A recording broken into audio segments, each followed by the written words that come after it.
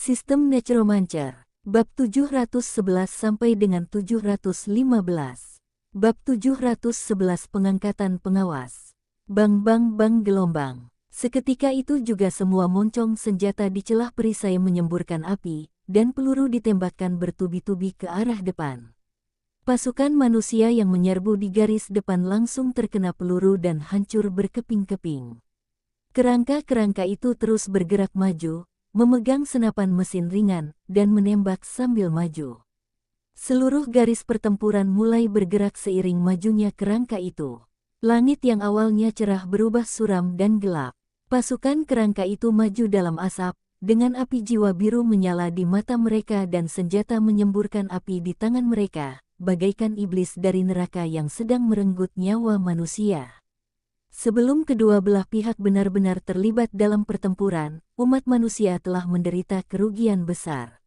Tidak ada cara untuk mendekat, dan saya hanya bisa menyaksikan mereka jatuh sepotong demi sepotong. Lebih banyak orang, dengan wajah ngeri, berbalik dan lari. Di bagian belakang, perintah mundur juga datang. Pasukan yang sudah kacau itu runtuh dalam sekejap, dan semua orang membuang senjata dan baju zirah mereka dan melarikan diri tanpa menoleh ke belakang. Meninggalkan mayat dan senjata yang dibuang di tanah. Ada pula desertir yang merangkak dan berguling-guling. Suara tembakan berhenti. Ming gelombang. Klakson yang tumpul berbunyi lagi. Ketuk-ketuk-ketuk gelombang. Suara orang berlarian tak terhitung jumlahnya terdengar dari kedua sisi zona pertempuran. Untuk suku, untuk aliansi kota Rentam. Seorang orc yang tingginya 4 meter, berkulit hijau tua, bermulut besar dan bergigi penyembuh, mengangkat kapak perangnya dan meraung keras. Untuk gerombolan, untuk aliansi. Seekor elang yang megah terbang di atas kepala. Di belakang mereka terdapat gerombolan orc kuat yang tak terhitung jumlahnya yang memegang kapak dan palu, berteriak keras, menyerbu keluar dari hutan di kedua sisi dan menerkam prajurit kerajaan Yeko yang melarikan diri. Orc lebih kuat dalam pertempuran jarak dekat dan menyerang dengan agresif. Musuh yang saat ini sedang panik dan tidak ada keinginan untuk melawan, lebih cocok bagi mereka untuk tampil. Tentara pun terbunuh dan tidak berdaya melawan. Di belakang para orc, dukun tua itu memegang tongkat kayu dan menatap medan perang di bawah.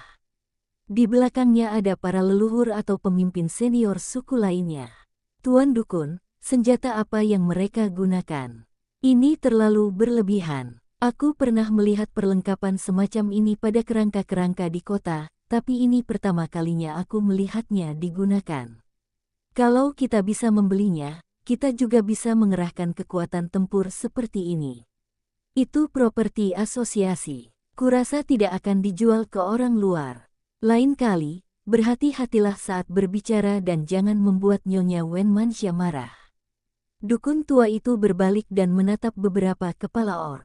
Dia berkata, ini adalah senjata Wu Heng. Saat ini, dialah satu-satunya yang memiliki cetak biru dan metode untuk membuatnya. Saya hanya tidak menyangka begitu banyak yang diproduksi. Dalam kesannya, Wu Heng menggunakan senjata ini untuk mengalahkan partai Warhammer dan pasukan mantan penguasa kota, Elnor. Tetapi jumlahnya pada saat itu tentu tidak sebanyak itu. Dapat dipakai oleh puluhan orang. Dan sekarang tampaknya hanya ada sedikit yang tersisa bagi Rentam City, dan akan ada lebih banyak lagi yang berpihak padanya. Kota Rentam punya begitu banyak senjata, kenapa ia masih perlu bergabung dengan kita melawan kerajaan Yeko? Tanya seorang orc. Dukun tua itu menoleh padanya dan berkata, sejak Wen Manxia punya anak, dia menjadi lebih berhati-hati. Dia tentu tidak ingin ada bahaya muncul di belakangnya saat dia menghadapi musuh. Apakah dia sedang waspada terhadap kita? Kita juga bisa mengirim pasukan dari suku sekarang. Dan memanfaatkan kesempatan untuk menyerang kota Rentam, kata seorang orc. Dukun tua itu melotot padanya dan berkata, gunakan otakmu yang bodoh itu. Kekuatan utama kita ada di sini. Sedangkan kami yang lain, Wen Manxia tidak takut dengan seranganmu. Setelah jeda sejenak, dia melanjutkan, lain kali Anda mengatakan sesuatu yang merusak persatuan, Anda akan kembali ke suku. Mundur dari aliansi. Aku hanya bicara omong kosong. Aku tidak akan mengulanginya lain kali. Ork itu langsung mengakui kesalahannya.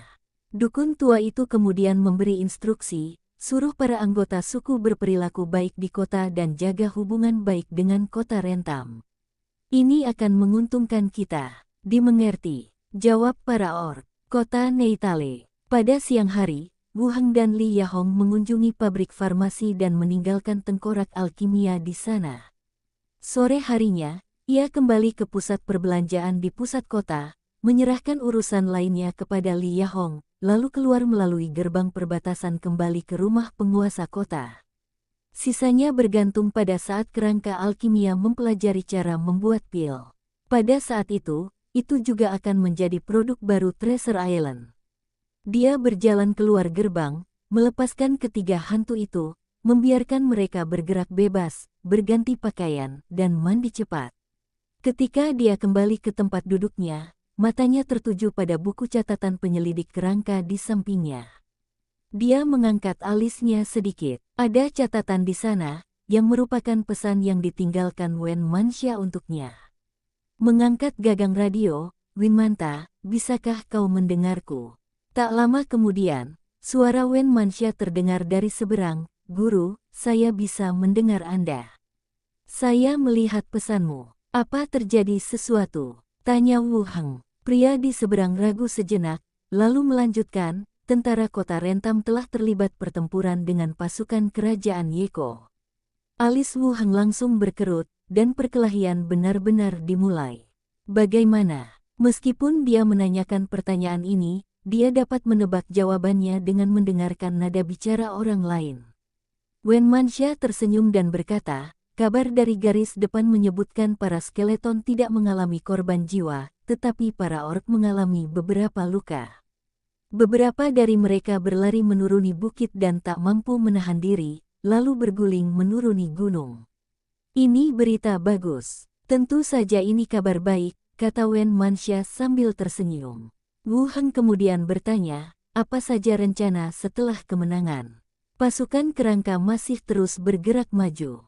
Mereka akan mencapai perbatasan kerajaan Yeko dalam waktu sekitar 1 hari. Wen Manxia melaporkan, lalu bertanya, Tuan, apakah Anda punya instruksi? Wu Heng berpikir sejenak, aku tidak tahu situasi di sini, jadi kamu bisa mengambil keputusan berdasarkan situasi. Yang terpenting adalah memastikan keselamatanmu dan putrimu. Tidak masalah jika kota ini tidak ada. Jangan khawatir, aku belum keluar. Rumah tuan kota sudah dikepung sekarang, jadi aman, kata Wen Manxia sambil tersenyum. Bagus. Wu Heng menghitung waktu dalam benaknya, tunggu sampai aku menyelesaikan pekerjaanku di sini, lalu aku akan datang menemuimu. Perintah dari kantor pusat akan turun dalam beberapa hari ke depan. Kedengarannya Wen Manxia berada dalam posisi yang menguntungkan, jadi saya tidak perlu mengkhawatirkannya selama 1 atau 2 hari. Tidak, kalau ada bahaya, aku akan memberitahumu. Baiklah. Kemudian, Wen Manxia memperkenalkan masalah aliansi ork, dan rencana awal telah dilaksanakan. Seluruh kota Rentam terkait erat dengan suku ork. Setelah pertempuran ini selesai, kami akan mengatur orang untuk pergi ke suku ork untuk mempublikasikan surat kabar dan kisah detektif hebat Wu Heng. Untuk mengumpulkan ketenaran. Setelah mengobrol sebentar, Philippa mengetuk pintu dan memanggilnya untuk makan. Mengatakan sesuatu kepada Wen Manxia. Tutup telepon dan turun ke bawah untuk makan. Keesokan harinya, pagi, Wu Heng berjalan memasuki aula asosiasi bersama petugas tengkoraknya. Dia mengetuk pelan pintu ruang belajar kantor, dan setelah menerima jawaban, dia membuka pintu dan masuk. Penatua Tapani masih duduk di belakang meja. Penatua, apakah Anda mencari saya? Tanya Wu Heng. Tapani mengangguk. Asosiasi telah mengeluarkan instruksi, memuji dan menghargai tindakan kami. Mereka juga akan melakukan investigasi terhadap kerajaan Yeko. Mata Wu Heng berbinar, dan dia akhirnya turun. Sebenarnya, baru beberapa hari. Kemarin saya tanya ke kantor pusat kenapa belum ada kabar, tapi sudah sampai hari ini.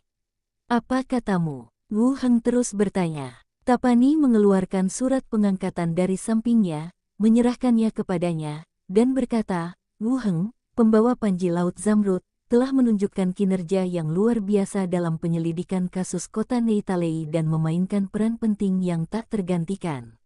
Beliau dianugerahi penghargaan kelas 1 dan ditunjuk sebagai inspektur asosiasi, dengan wewenang untuk memeriksa berbagai lokasi.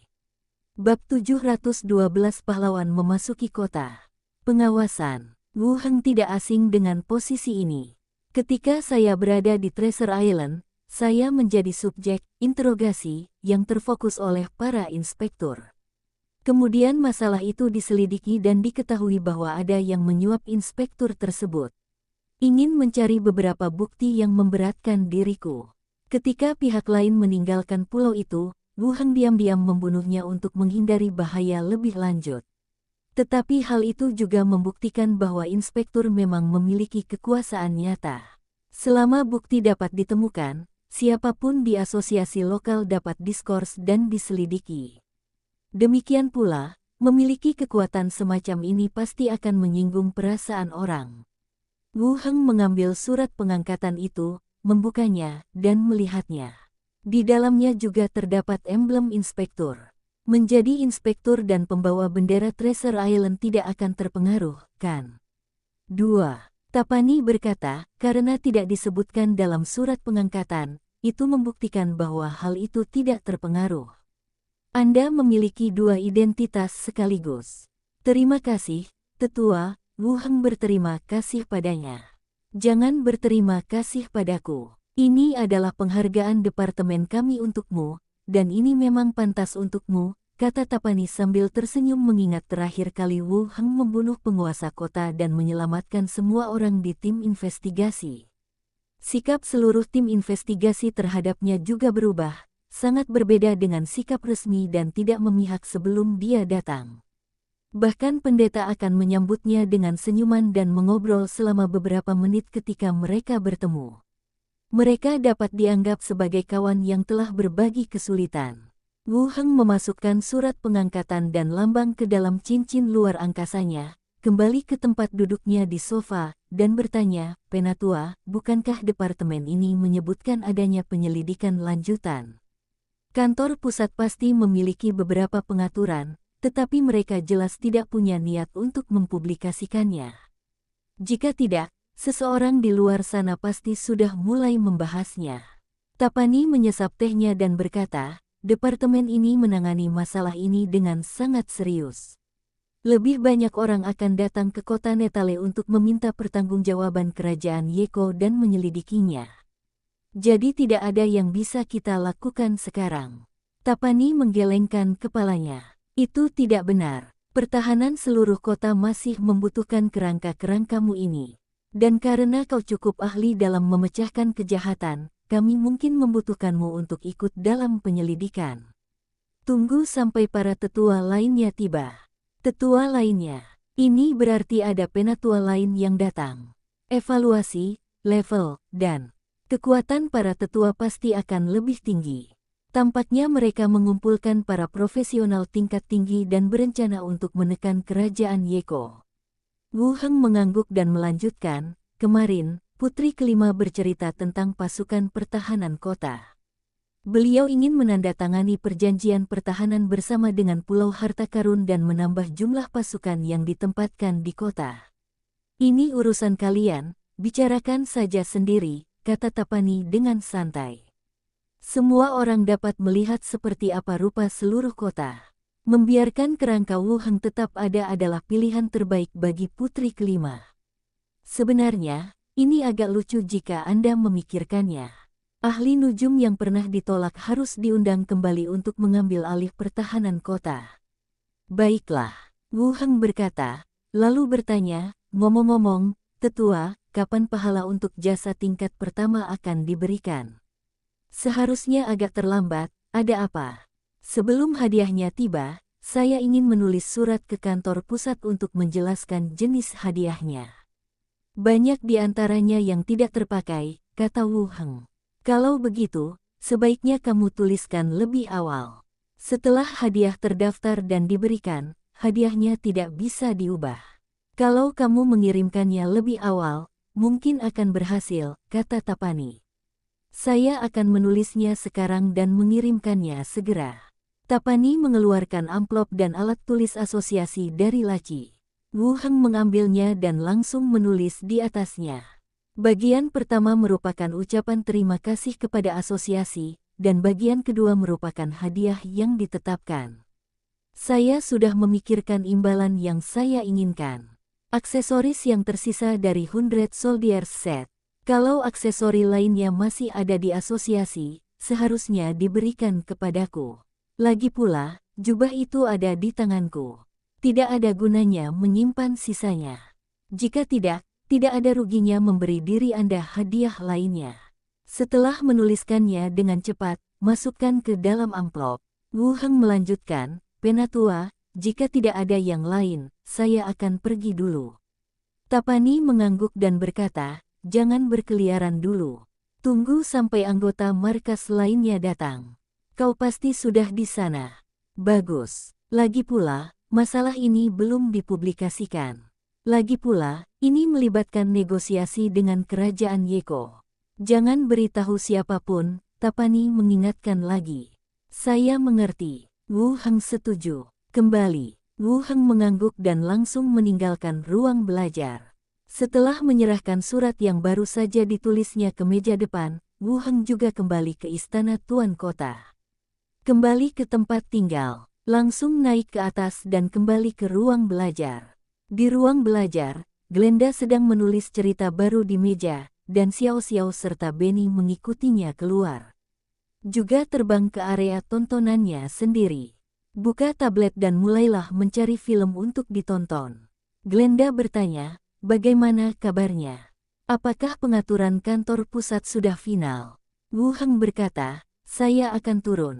Dalam beberapa hari, para tetua baru dari asosiasi akan datang dan melanjutkan penyelidikan urusan kerajaan Yeke. Saya telah menerima pahala tingkat pertama dan status inspektur. Lumayan, kamu sudah jadi inspektur, kata Glenda sambil tersenyum. Itu akan memberiku alasan untuk menyelidiki beberapa orang di asosiasi di masa depan. Wu Heng duduk di kursi. Glenda kemudian bertanya, mengapa kamu tidak melanjutkan penyelidikan ke kerajaan Yeko? Wu Heng menggelengkan kepalanya. Aku tidak tahu. Dia hanya bilang kerja samaku mungkin dibutuhkan saat itu. Untunglah aku tidak membutuhkanmu. Ini hanya masalah sepele yang tidak akan banyak membantumu berkembang, kata Glenda. Wu Heng juga setuju dengan pernyataan ini. Dia telah mengikatkan dirinya pada putri kelima, dan dengan demikian terlibat dalam perselisihan kerajaan Yeke. Tidak perlu berunding lagi dengan kerajaan, tidak. Ada kerugian buatku. Khususnya, ada banyak hal yang terjadi akhir-akhir ini. Aku juga berpikir begitu, kata Wu Heng.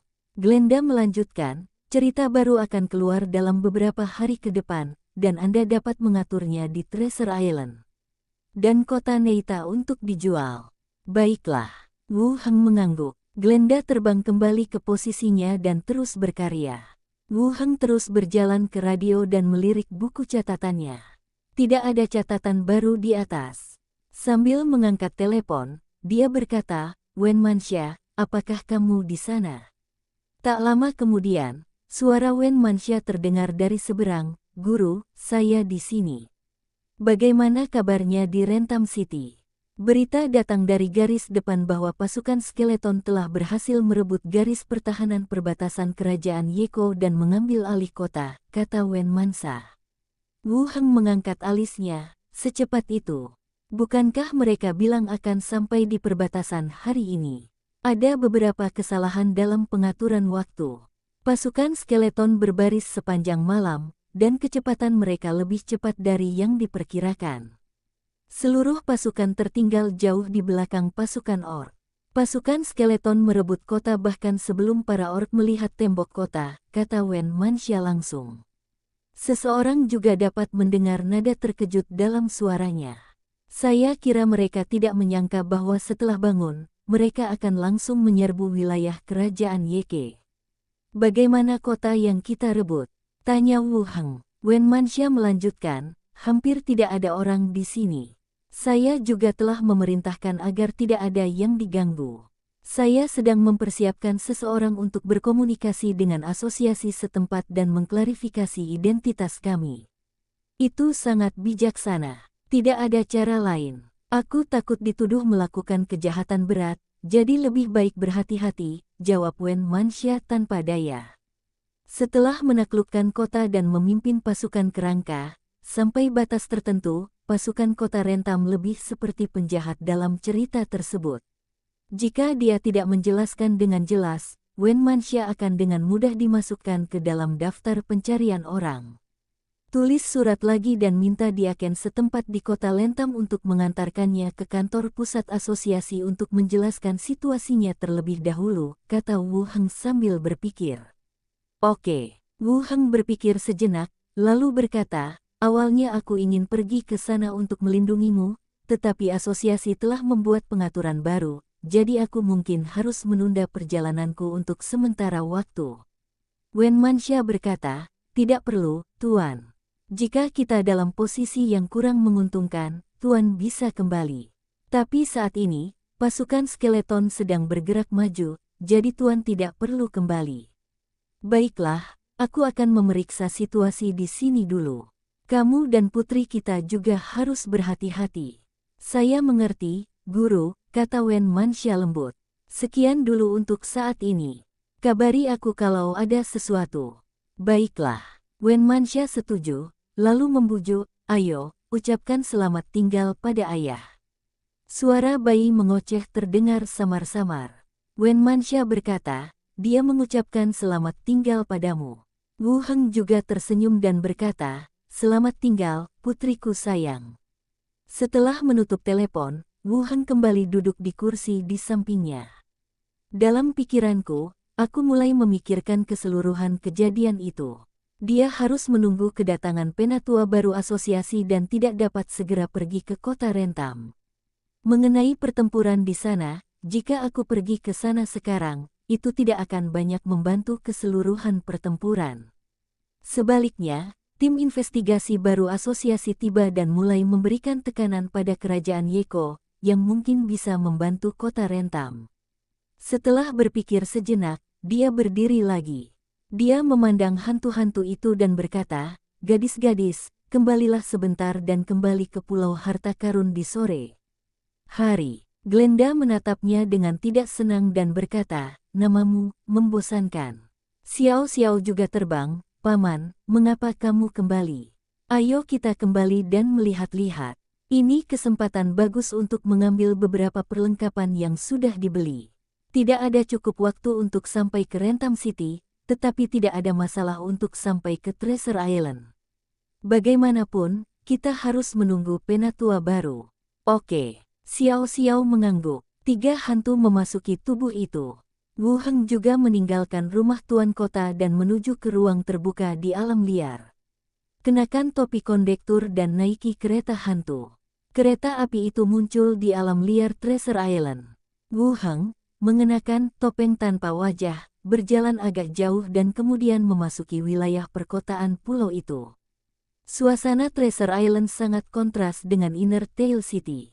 Suasananya ramai dan semarak, dan sebagian orang mengendarai sepeda, bergerak cepat di jalan. Ada seorang gadis muda duduk di kursi belakang mobil. Saya masih ingat pertama kali melihat kota Netale, saya terkejut bahwa ada kota yang begitu makmur di dunia. Treasure Island sekarang tidak lebih buruk dari Netale City dulu. Wu Heng memanggil kereta dan langsung melaju ke rumah pemilik pulau. Dia melepas topengnya di pintu, membukanya, dan masuk. Tuan, Minnie datang bersama 2 pelayan lainnya. Namun dia tidak mendekat, dan ada sedikit kewaspadaan di matanya. Pagi harinya, Sanara menjelaskan masalah pemesanan perbekalan melalui radio, dan Wu Heng kembali pada sore harinya. Baiklah, aku kembali untuk mengambil beberapa barang. Sambil berbicara, kedua kerangka itu, Kasu dan Keranmu, juga berjalan di belakangnya. Para pelayan yakin bahwa Wu Heng lah yang telah kembali. Mereka bergegas menghampiri dengan gembira, Guru, kami sangat merindukanmu. Wu Heng memeluk mereka bertiga dan berkata, aku juga merindukanmu. Guru, apakah Anda akan pulang hari ini? Tanya Robert penasaran sambil memeluk pahanya. Kembalilah besok pagi. Minnie berkata, kalau begitu, aku akan menyuruh kerangka itu menyiapkan makan malam yang enak. Baiklah, mari kita bicara di kamar kita. Beberapa orang memasuki ruang tamu bersama-sama. Wu Heng berbicara tentang apa yang terjadi setelah pertempuran terakhir. Ketika mereka mendengar bahwa Wu Heng telah menjadi inspektur dan memiliki wewenang untuk memberhentikan diaken setempat, mereka semua berseru mendukung.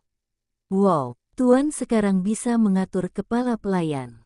Guru sungguh hebat. Selain para pahlawan, kaulah yang terbesar. Anda selalu bisa mendapatkan nilai emosional yang sangat tinggi dari gadis kecil Anda. Awalnya saya pikir inspektur ini tidak begitu hebat, tetapi setelah mendengarnya dipanggil satu demi satu, saya merasa bahwa inspektur ini cukup hebat. Dia tersenyum dan berkata, kau melebih-lebihkan. Selain para pahlawan, asosiasi ini juga punya banyak tetua. Dan posisi inspektur lebih berguna di berbagai tempat, dan tidak bisa diperiksa di markas. Cukup, aku tidak suka kepala pelayan dari kota Rentam itu. Tuan, pergi periksa dia, kata Minnie langsung. Saat berada di kota Rentam, beberapa keputusan yang dibuat oleh diaken setempat memang tidak terlalu bersahabat. Minnie masih mengingatnya. Tidak perlu khawatir tentang dia, Wen Mansa masih di sana, kata Wu Heng sambil tersenyum.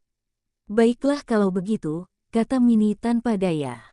Setelah Wu Heng selesai menjelaskan apa yang terjadi, dia berdiri dan berkata, aku akan pergi melihat mekanik aneh itu dan aku akan kembali tepat waktu untuk makan malam.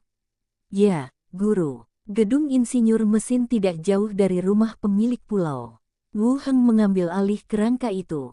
Perajin hantu Kostas keluar dengan beberapa kerangka, Tuan Pulau Tuan. Mekanik ini direkomendasikan kepadanya oleh Laetili dari Snake Emblem Group. Level 17, awalnya wakil Presiden Kerajaan Celtic. Karena hidupnya akan segera berakhir, dia meminta Wu Heng untuk melakukan upacara transformasi, mengubah dirinya menjadi hantu Hu dan bergabung dengan Treasure Island. Apakah Anda beradaptasi dengan kehidupan di kota? Saya sudah beradaptasi dengan cukup baik. Treasure Island adalah pulau dengan potensi besar dan akan semakin berkembang di masa depan, ujar Kostas langsung. Bagaimana perkembangan studi cetak biru pembangkit listrikmu? Tanya Wu Heng. Kostas mengangguk dan berkata, gambar-gambarnya tercatat dengan jelas. Setelah perakitan dan pengujian sederhana di area uji, perakitan dan konstruksi dapat diselesaikan. Benar, Wu Heng melanjutkan, sebentar lagi, kami akan mengerjakan beberapa proyek konstruksi di bidang lain, termasuk pembangunan pembangkit listrik. Kami dapat mempersiapkan pola susunan dan peralatan apapun yang kami butuhkan sebelumnya. Kostas berkata, baik sekali Tuan, berapa perkiraan jumlah penduduk kota yang Anda butuhkan? Mirip dengan Treasure Island, kita bisa buat replikanya saja.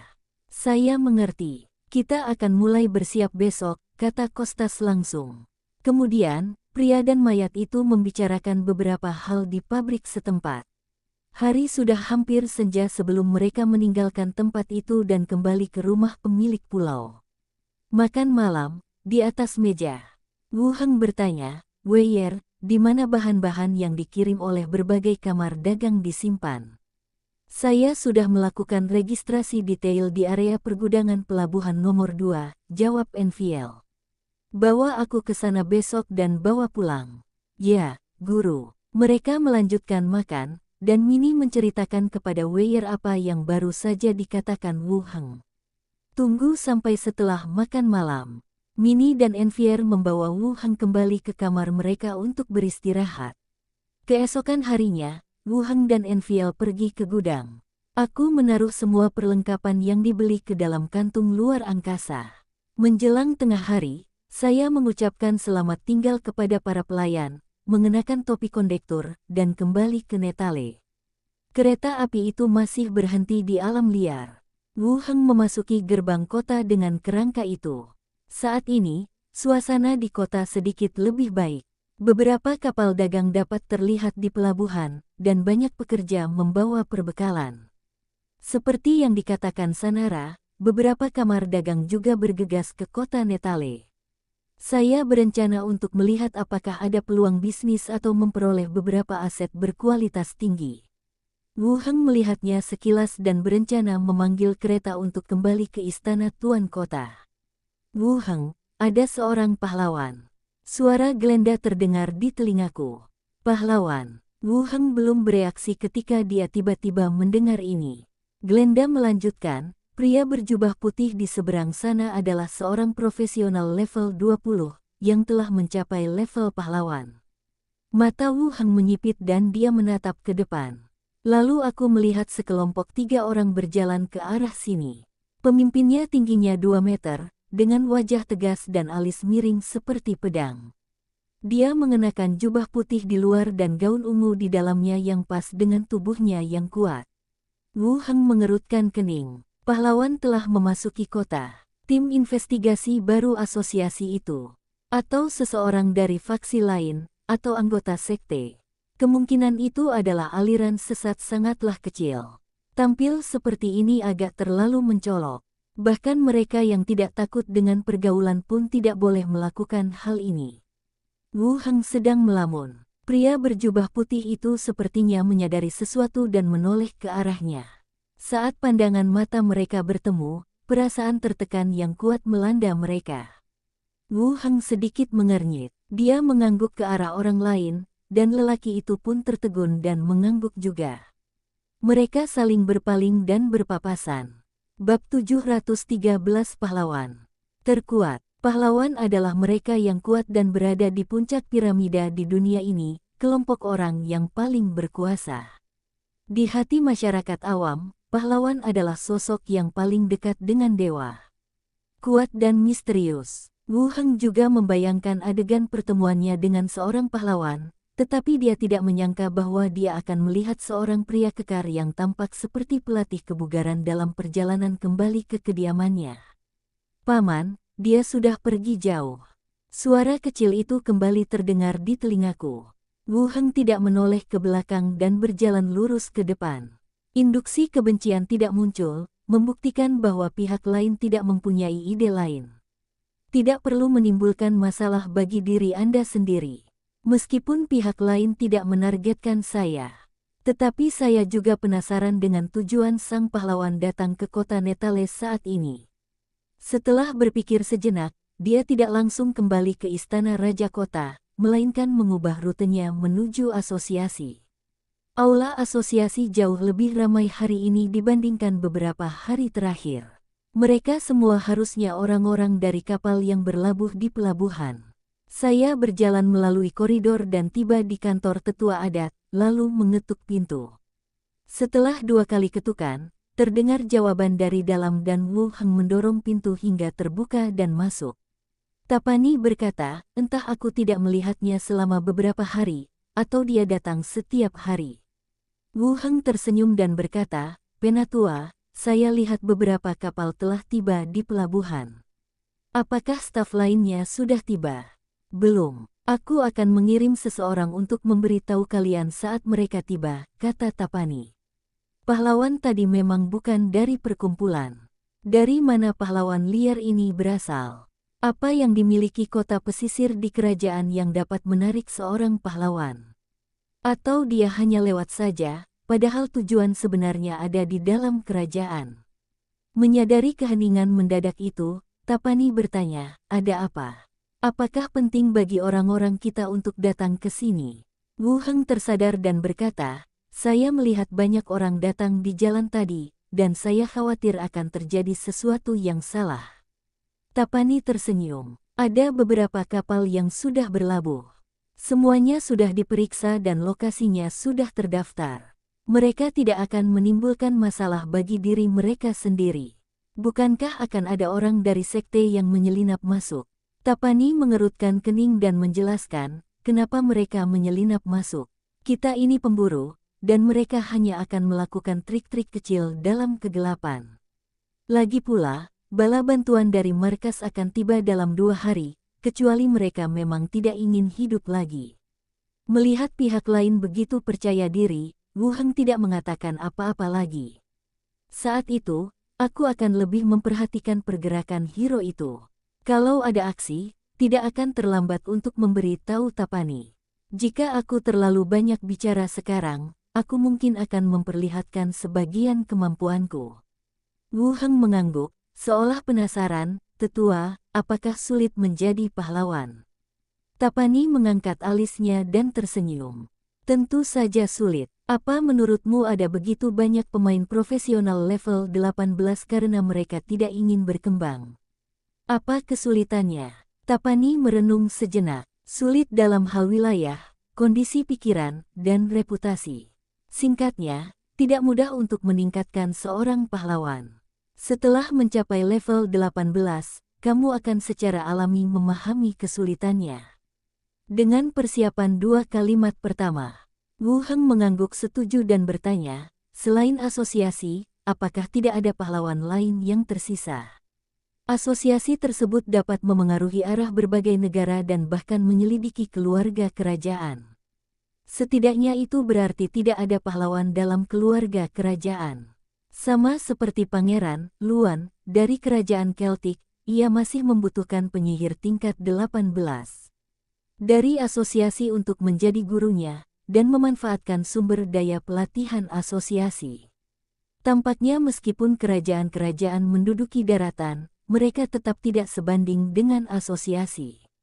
Tentu saja tidak. Tapani langsung menolak gagasan itu, menoleh sambil tersenyum. Asosiasi memang punya pahlawan terbanyak, tapi bukan berarti faksi lain tidak punya. Penatua, tolong ceritakan padaku. Aku suka mendengarkan hal-hal seperti ini. Itu juga bisa memperluas wawasanku. Wu Heng juga mulai tertarik. Tapani menegakkan dadanya, mengambil cangkir teh dan menyeruputnya. Lalu dia berkata perlahan, masih terlalu dini bagimu untuk memahami hal ini, tetapi tidak ada salahnya mendengarkannya terlebih dahulu. Dia menyesap lagi dan berkata, selain para pahlawan asosiasi, aku juga mengenal Kaisar Abadi Gurun Tak Berujung, Uskup Gereja Suci 12 Surga, dan naga dari konsorsium Lambang Ular. Sebagian besar pahlawan. Karena beberapa alasan, ia jarang muncul di depan umum, jadi Anda hampir tidak dapat melihatnya secara langsung. Naga. Tapani menatapnya dan berkata, kau benar sekali. Pemimpin kelompok Lambang Ular bernama Long, dan dia juga dikenal sebagai pahlawan terkuat. Sial, akhirnya ada nama yang berkesan. Seperti apa rupanya? Seperti apa rupanya? Kudengar dia pria paruh baya bertubuh kekar. Dia memberi kesan seperti petinju yang hanya melatih ototnya, jawab Tapani sambil berpikir. Dilihat dari keterangan singkat Tapani, orang yang ditemuinya kemungkinan besar adalah ketua konsorsium. Pahlawan terkuat, tak heran ia mampu memimpin konsorsium hingga sejauh ini. Meski tidak sebaik asosiasi, tak seorang pun berani memprovokasinya. Tapani tersenyum dan berkata, ngomong-ngomong, Kaisar Abadi mengandalkan tubuh Goul untuk mencapai status heroiknya. Aku punya firasat kau akan melampauinya selagi tubuh ini masih bisa mempertahankan vitalitasnya. Mendengar ini, Wu Heng tampaknya teringat sesuatu. Berkata, apakah dia punya buku keterampilan untuk faksi mayat hidup? Tapani mengangguk, jika kau menanyakan itu, pasti ada cukup banyak di sana, lagi pula, mereka sebagian besar dari golongan mayat hidup. Dia telah menjadi pahlawan lagi, jadi pencapaiannya di dunia nekromansi pasti cukup tinggi. Wu Heng menyentuh dagunya dan bertanya, apakah ada cara untuk menghubungi pihak lain dan bertukar sesuatu? Saya tidak tahu tentang itu. Oh, Wu Heng mengangguk, melihat jam, dan berkata, Penatua, saya akan kembali dulu. Saya akan kembali lagi jika ada hal lain. Baiklah, jangan berkeliaran selama 2 hari ini. Jernih. Wu Heng setuju dan berdiri untuk pergi. Ruang bawah tanah yang remang-remang dari sebuah kedai minuman. Koridornya didekorasi dengan mewah, tetapi suasananya agak suram. Seorang lelaki kekar berjubah putih berjalan sepanjang koridor, menyentuh dinding dengan ukiran rumit. Batu lampu yang tergantung itu secara bertahap memanjangkan sosoknya. Ini bekas lokasi kelompok Lambang Ular. Setelah kerusuhan sipil, seluruh bangunan ini kosong untuk waktu yang lama. Ini juga merupakan tempat di mana anggota Lambang Ular palsu memberikan informasi palsu kepada tim investigasi asosiasi terakhir kali. Ketuk-ketuk-ketuk gelombang. Terdengar langkah kaki dari lantai atas. Salah satu anak buahnya mendekat, sedikit menundukkan kepala. Kepala suku, orang yang Anda bicarakan adalah pemilik Treasure Island. Dia akan memimpin penyelidikan kasus ini. Ternyata itu dia. Pria itu mengangkat alisnya, dengan sedikit ekspresi terkejut di matanya. Namun, ia tak banyak bicara. Ia merenung sejenak dan berkata, "Jangan khawatirkan dia. Bersiaplah dan ayo kita pergi sekarang." "Baik, Ketua." Bawahan itu mengangguk. Beberapa orang keluar dari bar bersama-sama dan menutup pintu lagi. Lalu berjalan keluar kota. Rumah Tuan Kota, ruang belajar. Wu Heng duduk di kamar dan menunggu sebentar, dan Glenda terbang kembali dari luar. Pergi. Pria itu meninggalkan kota. Keluar kota. Ya, dia pergi ke arah ibu kota kerajaan Yeko. Bab 714 Tim Investigasi Baru. Wu Heng mengangguk dan merasa lega. Tinggalkan saja. Ini membuktikan bahwa pihak lain hanya melewati kota Netale. Untungnya, asosiasi tersebut tidak menimbulkan masalah baginya. Wu Heng lalu bertanya, "Di mana kamu sebelumnya?" "Aku tidak mendekat, tapi aku melihat mereka keluar dari kedai kelompok Lambang Ular," kata Granda langsung. Dia memang pemimpin kelompok Lambang Ular. Faktanya, dari sudut pandang saya sendiri, grup Lambang Ular telah banyak membantu saya. Dimulai dari kota Rentam, dukungan yang diterima dari konsorsium Lambang Ular bahkan lebih besar daripada dukungan yang diterima dari asosiasi. Tentu saja, kedua pihak berada dalam hubungan transaksional, Anda mengeluarkan uang dan pihak lain menyediakan jasa. Ini bukan bantuan, hanya bisa dikatakan bahwa setiap orang menginginkan apa yang mereka butuhkan. Tapi saya juga suka cara kerja sama ini. Saya bisa membeli apa yang saya butuhkan dengan uang. Sejak dia pergi, dia tidak ada hubungannya dengan kita lagi. Kita mungkin tidak akan bertemu dengannya lagi di masa depan. Wu Heng menyajikan teh dan minum air. Glenda melanjutkan, "Tidak terasa begitu berlebihan. Kita baru ketemu sekali, dan kita bahkan tidak bisa melihatnya di jalan, dan dia datang untuk membunuh kita. Kalau begitu, itu bukan dominasi, itu tanda gangguan mental." "Itu masuk akal," Glenda setuju. "Baiklah, mari kita kembali ke pekerjaan kita. Tim investigasi baru asosiasi akan tiba dalam beberapa hari, dan misi kita akan selesai." Glenda melayang ke samping dan melanjutkan menulis cerita baru. Wu Heng duduk di ruangan itu, minum air dari cangkir teh. Menjelang tengah hari, suara Pilipa terdengar di luar jendela. Ketika dia berjalan ke jendela dan melihat keluar, dia melihat Pilipa, dengan lengannya melingkari bahu Sanela, berjalan kembali dari luar. Dia terus mengatakan sesuatu. Setelah menyapa hantu-hantu itu, Wu Heng membuka pintu dan turun ke bawah. Pergi ke ruang tamu. Turun dari atas, Sanela dan Pilipa berhenti mengobrol dan menoleh bersamaan. "Apa yang sedang kamu bicarakan?" Pilipa berkata, "Ada karavan lain yang datang ke kota hari ini. Kami akan menemani Britani untuk menemui mereka dan memberikan saran." Sanara pun menanggapi, "Mereka semua datang ke kota untuk mencari barang murah dan membeli properti, tapi mereka masih ragu dengan situasinya, jadi tujuan utama mereka ke sini adalah untuk mengumpulkan informasi." Berbeda dengan sisi Sanara, kamar dagang ini masih belum mengetahui rencana pembangunan masa depan untuk seluruh kota. Mereka ingin memanfaatkan peluang ini untuk menghasilkan uang, tetapi mereka juga takut terjadi kesalahan dan uang yang mereka keluarkan akan terbuang sia-sia. Oleh karena itu, sebelum membeli, penting untuk mendapatkan beberapa informasi. Tentukan apakah ini sepadan dengan investasinya. Ada properti bagus, coba beli semuanya. Wu Heng duduk di samping. "Kami membelinya, Tetapi kami juga mempertahankan sejumlah kecil industri menengah hingga atas untuk memberi peluang bagi kamar dagang lain dan meningkatkan popularitas mereka, kata Sanara. Wu Heng mengangguk, bagus. Kalau kamu keluar baru-baru ini, bawalah lebih banyak penjaga dan jangan tinggal terlalu lama. Apakah ada bahaya? Tanya Sanara dengan mata terbelalak. Saya melihat ada lebih banyak orang di pelabuhan, untuk mencegah musuh menyelinap ke kota, kata Wu Heng. Tidak disebutkan tentang pahlawan. Jika masalah ini sampai ke publik, dampaknya akan sangat besar, tidak peduli pihak lain keluar atau tidak.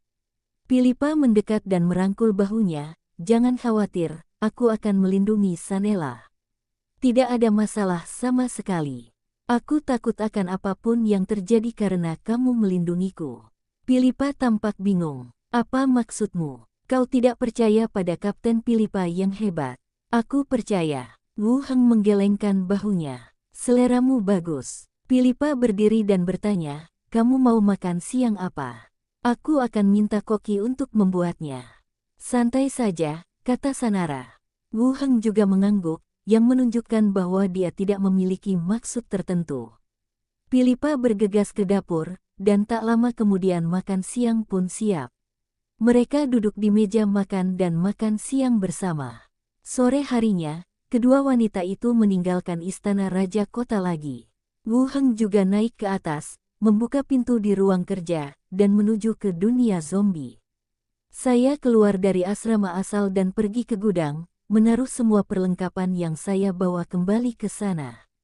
Setelah menunggu di pintu sebentar, Li Yahong datang, melihat makanan dan bahan-bahan yang menumpuk di gudang, dan bertanya, untuk apa itu digunakan. Ini bukan pertama kalinya Li Yahong melihat seseorang mampu menciptakan makanan dan perbekalan. Meskipun aku tidak mengerti kekuatan supernatural macam apa itu, aku tahu itu adalah kemampuan Wu Heng. Bagikan makanan ke berbagai tempat, dan angkut koin tembaga dan baja ini ke pabrik militer, kata Wu Heng langsung. Oke. Li Yahong mengeluarkan walkie-talkie dan mulai menjelaskan tugasnya. Tak lama kemudian truk-truk datang dan para penyintas mulai memindahkan barang-barang dan memuat semuanya ke dalam truk. Keduanya berdiri di samping dan menonton dalam diam. Apakah kamu punya kartun atau film baru? Wu Heng tiba-tiba teringat dan bertanya. Ya, aku sudah mengumpulkan beberapa untuk Xiao Xiao. Semuanya ada di komputer. Aku akan menyalinnya untukmu, kata Li Yahong sambil tersenyum. Semua kartun sebelumnya ditemukan oleh Li Yahong untuk Xiao Xiao. Umumnya, setiap kali ditemukan kartun atau film baru, Li Yahong akan mengumpulkannya untuknya. Bagus. Setelah itu, keduanya pergi ke kediaman Li Yahong bersama. Saya menyalin semua film dan kartun ke komputer saya. Apakah Xiao Xiao ada di dekat sini? Tanya Li Yahong. Tidak, kamu mencarinya. Li Yahong tanpa sadar merendahkan suaranya dan berkata, tidak, ada beberapa film pendek di komputer. Kamu masih punya hobi ini. Apa maksudmu dengan hobiku? Aku menyimpannya untukmu. Di usiamu sekarang, bukankah seharusnya kau menonton beberapa film dan belajar banyak hal? Tanya Li Yahong sambil tersenyum dan melirik genit. Lihat betapa membosankannya itu. Tunjukkan padaku saat kau punya kesempatan. Penuh kebencian, Li Yahong memutar matanya, namun tidak marah. Hati-hati, jangan menyalin film kecil itu. Bercanda saja, aku tidak punya benda itu. Dan dia belajar berbohong. Keduanya duduk di tempat tidur dan mengobrol, menunggu video yang disalin berakhir. Langit pun menjadi gelap. Wu Heng kembali ke dunia lain. 2 hari lagi berlalu. Wu Heng sedang duduk di ruang belajar ketika Xiao Xiao terbang kembali dari luar. Paman, kapal-kapal asosiasi pelabuhan telah berlabuh. Total ada 5 kapal, 4 kapal profesional level 18, dan banyak kapal level 15, seru Xiao Xiao seolah-olah telah menemukan rahasia besar. Kapal induk akhirnya tiba. 4 profesional level 18 diatur, ditambah beberapa profesional level 15. Selain itu, Tapani dan Gianvito di kota Netale dapat dikatakan cukup mementingkan penyelidikan kerajaan Yeko. Namun, para pahlawan dari kelompok Lambang Ular juga pergi ke kerajaan Yeke. Tidak diketahui apakah kedua belah pihak akan bertemu, dan apakah para profesional level 18 ini dapat saling mengintimidasi. Kamu pergi kemana? Kami pergi ke gedung asosiasi. Ketika kami sampai di pintu, tetua peri keluar untuk menyambut kami, kata Xiao Xiao. Wu Heng mengangguk untuk menunjukkan bahwa dia mengerti. Ledakan gelombang. Pada saat ini, terdengar ketukan di pintu dan suara Pilipa masuk. Wu Heng, apakah kamu di sana? Seseorang dari asosiasi datang dan memintamu untuk datang. Aku akan pergi sekarang. Wu Heng mengambil baju zirah kulit dari gantungan baju, memakainya, membuka pintu, dan berjalan keluar. Di pintu, Pilipa maju dan menggandeng lengannya. Aku ikut. Di rumah membosankan sekali. Bala bantuan dari markas asosiasi telah tiba. Jangan bicara omong kosong begitu sampai di sana. Sisa masalahnya sebagian besar tidak ada hubungannya dengan kita, perintah Wu Heng. Jangan khawatir, aku akan menunggumu di pintu dan tidak akan masuk. Pilipa juga mengenakan baju sirah kulit dan bersiul ke samping. Burung beo hijau itu terbang dan berdiri di sisi bahuku. Mereka berjalan keluar dari istana Raja Kota bersama-sama dan menuju ke asosiasi. Di ruang rapat asosiasi, Wu Heng bertemu dengan tim investigasi baru di kantor pusat. Ruang terbatas, dan tidak semua orang hadir. Namun, 4 profesional level 18 duduk di seberang meja konferensi. 2 elf, seorang manusia, dan seorang kurcaci. Ada juga beberapa penyelidik yang duduk di belakang sambil memegang kertas dan pena. Mereka adalah manusia dan kurcaci. Tunggu sampai pintunya tertutup. Tapani memperkenalkan, Wu Heng, ini adalah tim investigasi yang dibentuk oleh markas besar kami, dan pemimpinnya adalah Penatua Daniel. 2. Wu Heng melirik semua orang dan memberi hormat, salam kepada para tetua dan pemimpin asosiasi. Orang-orang di seberangnya juga memperhatikan Wu Heng dari atas ke bawah. Baik itu surat kabar atau penyelesaian kasus ini. Seorang anggota asosiasi yang tiba-tiba muncul menjadi tokoh populer di kantor pusat hanya dalam beberapa bulan. Saya tidak ingat nama semua orang di markas ini, termasuk beberapa tetua, tetapi jika menyangkut Wu Heng, saya khawatir semua orang tahu siapa dia dan apa yang telah dia lakukan baru-baru ini. Kemampuan untuk mempromosikan diri sendiri ini benar-benar tidak tertandingi oleh orang lain. Sekarang dia berada pada level rendah, tetapi begitu dia mencapai level lebih tinggi, reputasinya pasti akan meningkat pesat. Yang paling penting adalah para pahlawan tampak sangat mengaguminya. Selama Anda mencapai level 18, menjadi penatua departemen ini tidak akan menjadi masalah. Tapani sudah menulis tentang apa yang terjadi di kota Netale dalam laporannya, tapi aku masih ingin kau menceritakannya lagi dengan lebih detail. Daniel mengalihkan pandangannya dan berkata terus terang. Wu Heng mengangguk, duduk di seberangnya, mengatur kata-katanya, dan perlahan menceritakan seluruh kejadian. Mereka menemukan armada yang mencurigakan di jalan, menemukan White Wing Gang yang menculik wanita dan anak-anak, dan kemudian setelah memasuki kota, sampai ke bukti palsu dari konsorsium Lambang Ular. Akhirnya, ketika mereka menangkap pemimpin geng sayap putih, mereka menemukan seorang lelaki tua yang berpura-pura menjadi anggota kelompok Lambang Ular. Selama interogasi, tentara kota melancarkan serangan. Saya menjelaskan semuanya secara rinci. Aku terutama menceritakannya pada Sanela, Mini, dan Sigui, dan kini hal itu sudah menjadi hal yang biasa bagiku. Daniel tidak menunjukkan ekspresi apapun dan bertanya, bagaimana menurutmu tentang pria yang berpura-pura menjadi orang tua itu?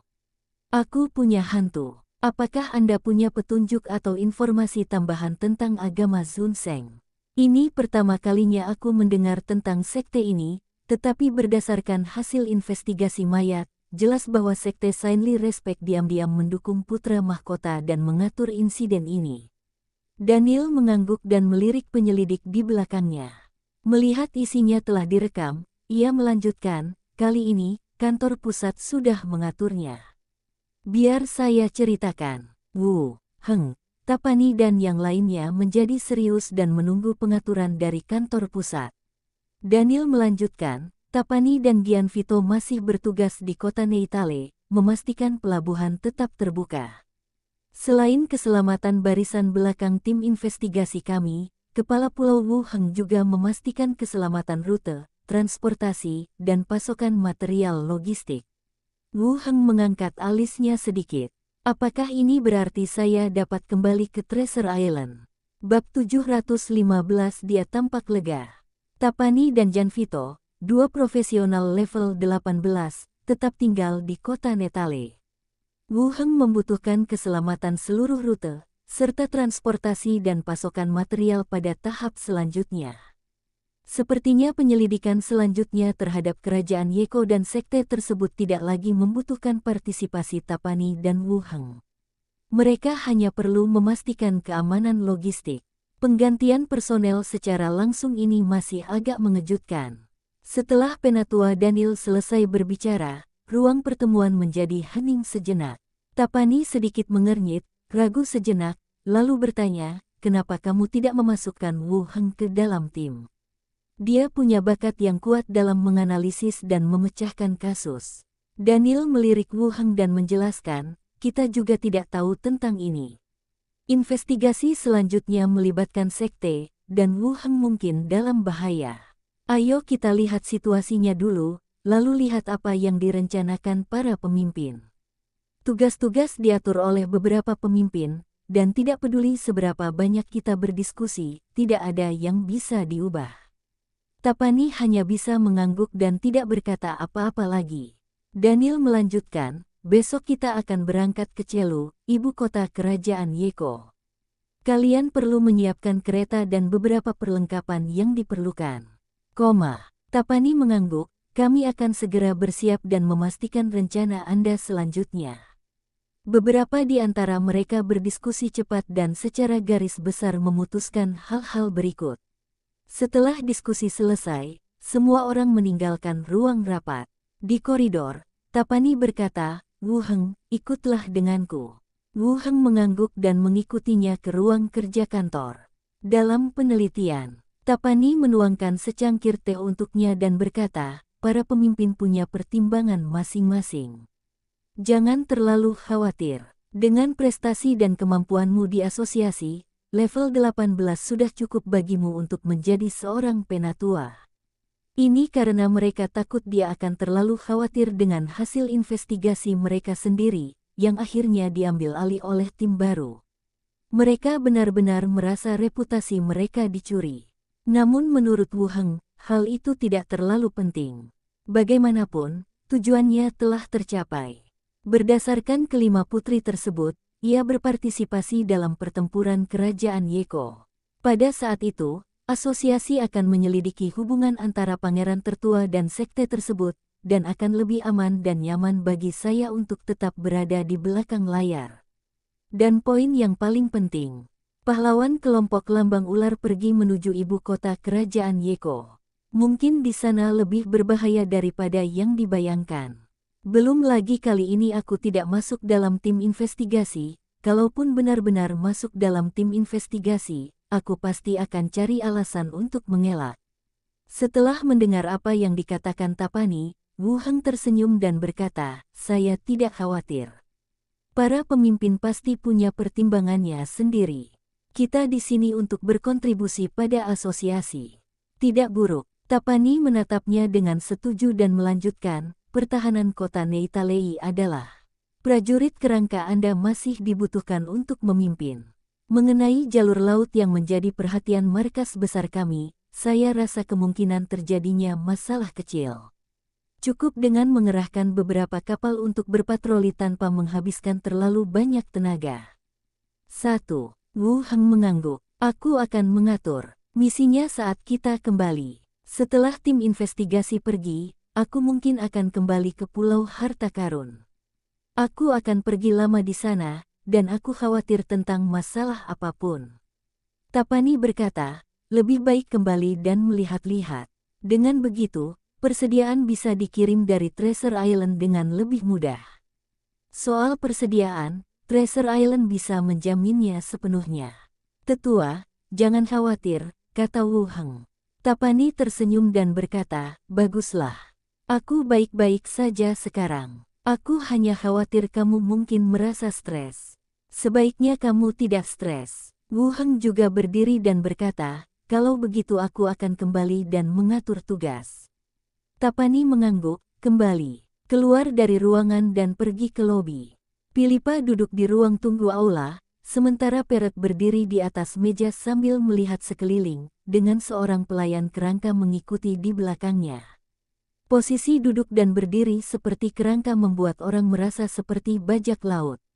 Melihatnya datang, Pilipa mendongak dan berkata, kau kembali. Ayo pergi, ayo kembali, Wu Heng melambaikan tangan.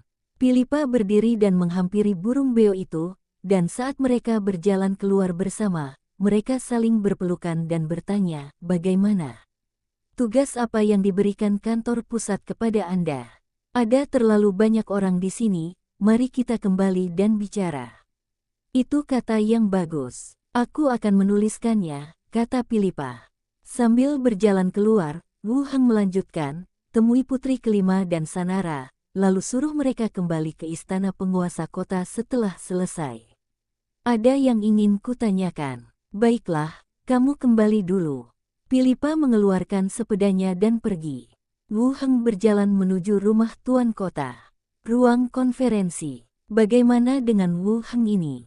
Tanya Daniel. Kurcaci di sampingnya mengelus jenggotnya dan berkata, aku tidak bisa melihatnya dari luar.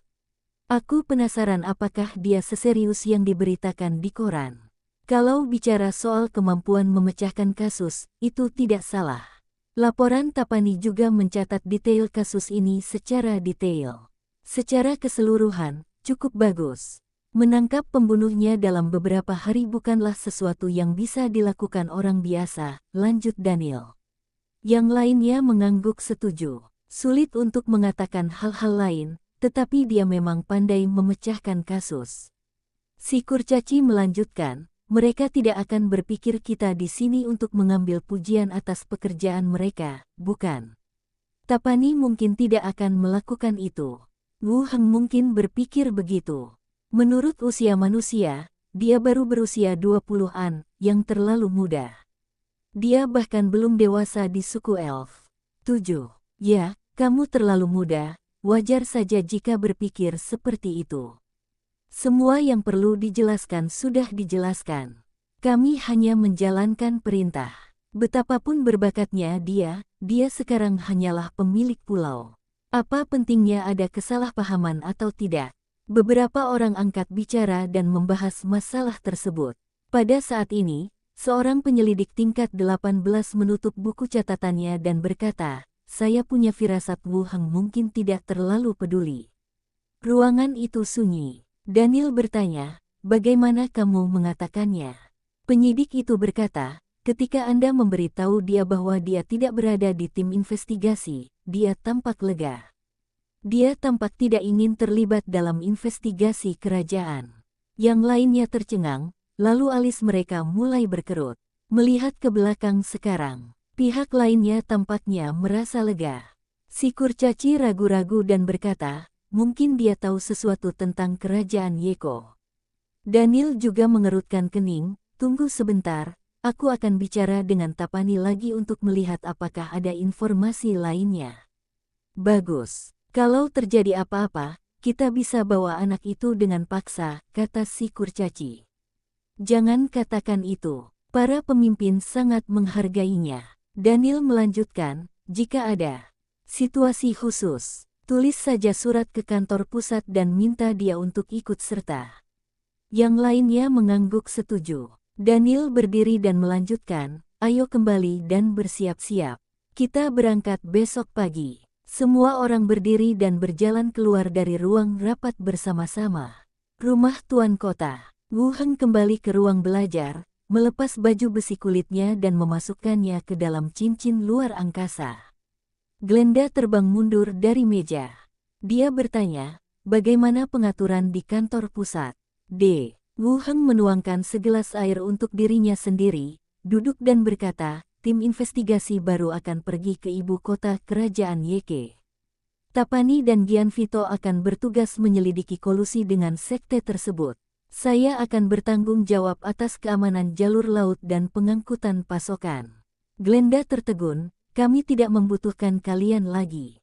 Tidak bisa dikatakan sudah tidak diperlukan lagi, hanya bisa dikatakan sudah berubah dari garda terdepan ke logistik. Glenda kemudian bertanya, mengapa ada perubahan ini? Aku tidak yakin, tapi kurasa itu bukan hal buruk. Para pahlawan dari kelompok Lambang Ular baru saja pergi ke sana kemarin, dan situasi di sana pasti lebih kacau dari yang kita bayangkan. Wu Heng menyesap tehnya. Ketika Glenda mendengar ini, dia pikir itu masuk akal. Dilihat dari keefektifan bertarung Wu Heng, mereka mungkin tidak takut pada pahlawan dalam hal level. Namun, sama sekali tidak perlu ada konflik. Begitu mereka benar-benar terjerat, itu tidak hanya berbahaya tetapi juga membuang-buang waktu. Anda harus lebih fokus pada pengumpulan reputasi dan mencapai level pahlawan sesegera mungkin. Apa pendapatmu selanjutnya? Glenda melanjutkan. Wu Heng berpikir sejenak dan berkata, kita masih harus mengikuti rencana markas untuk memastikan keamanan jalur laut. Sedangkan aku akan terus mengembangkan Pulau Harta Karun dan membangun reputasi di kota Dongeng Dalam. Tidak apa-apa, Glenda mengangguk. Ledakan gelombang. Ketika mereka sedang berbicara, terdengar ketukan di pintu. Kemudian, suara Pilipa terdengar, Wu Heng, Sanara dan yang lainnya telah kembali.